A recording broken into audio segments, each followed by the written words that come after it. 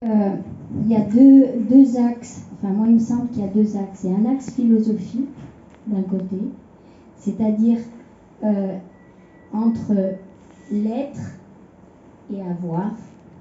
Vraiment, il y a un hiatus là sur lequel il faut effectivement réfléchir parce que là, souvent on est rattrapé par l'avoir alors qu'on aspire simplement à être.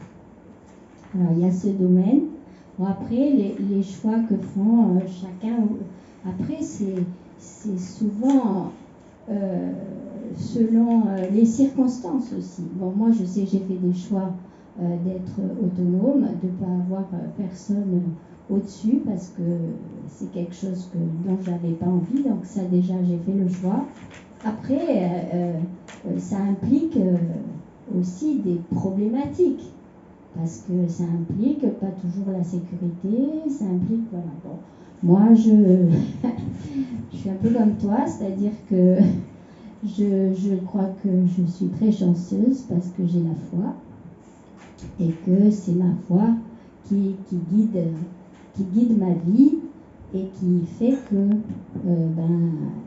même dans les moments très difficiles, j'ai toujours été bénie, en quelque sorte, c'est-à-dire, bon, enfin, ça, après, il y a eu des moments dans ma vie où j'ai rejeté tout ça, après il y a eu un moment où j'ai fait ce choix de croire,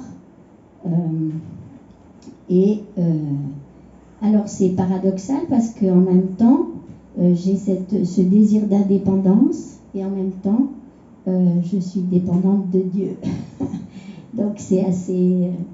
voilà.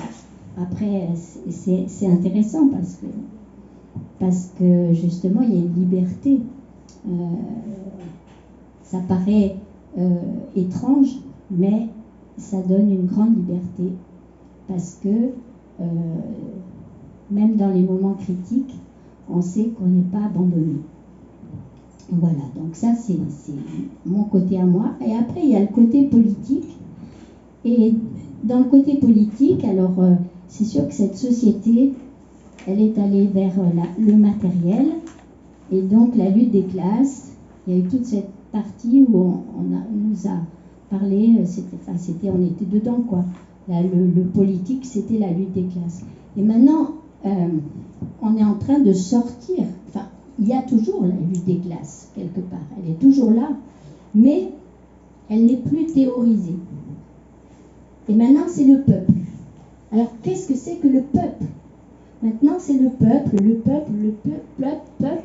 cette notion qui est à la fois concrète et abstraite. Et comment définir ça? Parce qu'on n'est pas le peuple, on est des individus qui se regroupent en société. Et le peuple, pour une personne, ça va être quelque chose, pour une autre, ça va être autre chose. Et donc, c'est un conflit, quoi. Et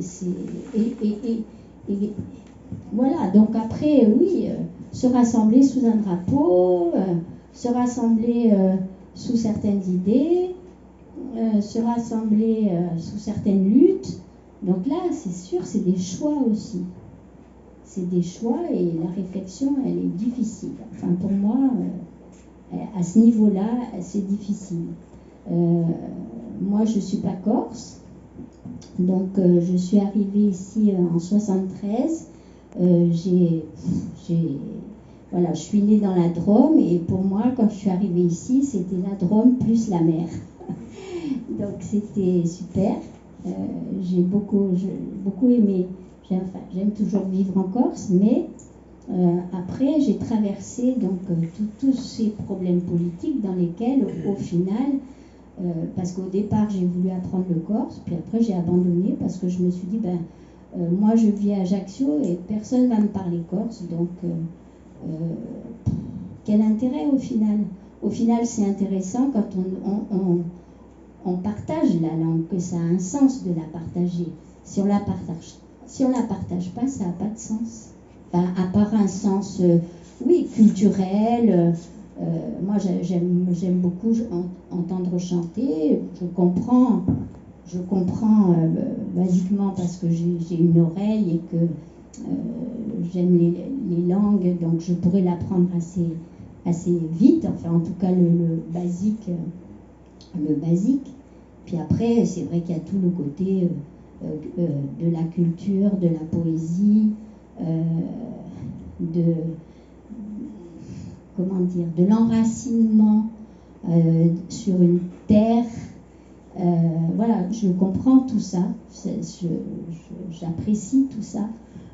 Mais après, sur le plan de la théorie, de la théorisation et de vouloir encore englober les gens dans quelque chose